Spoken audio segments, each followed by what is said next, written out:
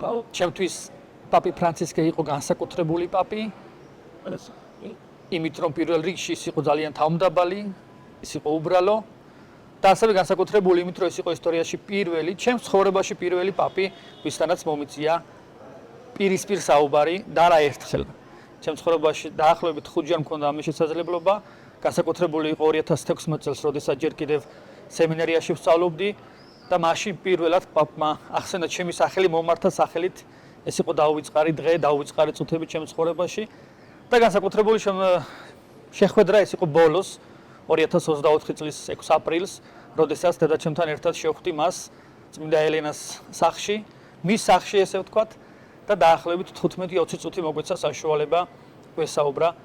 ძალიან განსაკუთრებული იყო მისი სიტყვები, მახსოვს პირველი რაც ვკითხე, ეს იყო ახსოვდა თუ არა საქართველო და მითხრა რომ მას ახსოვდა საქართველო, მას ახსოვდა ჩვენი კათედრალი, მას ახსოვდა სვეტიცხოველის ეკლესია, მას ახსოვდა ჩვენი ხალხი. მან მომიყვა ის რომ ერთი პერიოდი ძალიან ბევრს კითხულობდა საბჭოთა კავშირზე, იმ ყოფაზე რაში ჩვენ გვიწევდა ცხოვრება.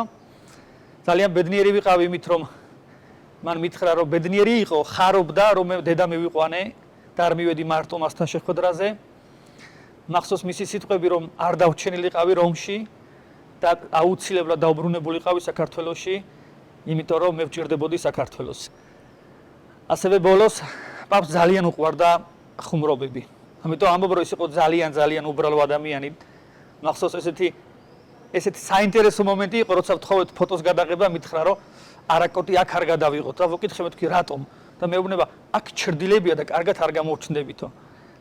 თან გამეცინა, თან გამეღიმა და ამ დროს ვფიქრობდა, ვაანალიზებდი იმას, რომ მე რომის თავს ველაპარაკებოდი, მე ნამდვილად გავედით გარეთ და გარეთ გადავიღეთ ფოტოები. შეუძლებელია პაპ ფრანცისკეზე ილაპარაკო და არ გაიხსენო მისი ყოველი რჩევა, მისი ყოველი სიტყვა, განსაკუთრებით ახალგაზრდების მიმართ, განსაკუთრებით მღვდლების მიმართ, განსაკუთრებით მრევლის მიმართ და მისი უბრალოება. მე ვფიქრობ ის ნამდვილად იმ კვალს აგრძელებდა იმ მოციქულების კვალს, იმ ქრისტეს კვალს, რომელმაც თქვა რომ პირველ რიგში არის ადამიანი და მერე არის კანონი. პირველ რიგში არის უბრალოება და შემდეგ ყველაფერი დანარჩენი. ამიტომ მე ვფიქრობ პაპი ფრანცისკეს კვალი მუდამ დარჩება ჩვენს ეკლესიაში, ჩვენი ეკლესიის ისტორიაში და თითოეული ჩვენგანი ზვალია გავაგრძელოთ ცოცხლად ის დანატოვარი რაც მან მოგცა და მუდამ გვახსოვდეს ერთი რამ, რომ ამ ცხოვრებაში ჩვენ ყველაფრისთვის უნდა გადავიხადოთ. მხოლოდ ერთი რამეა უფასო, ეს უფლის, ეს იესო ქრისტეს სიყვარულია.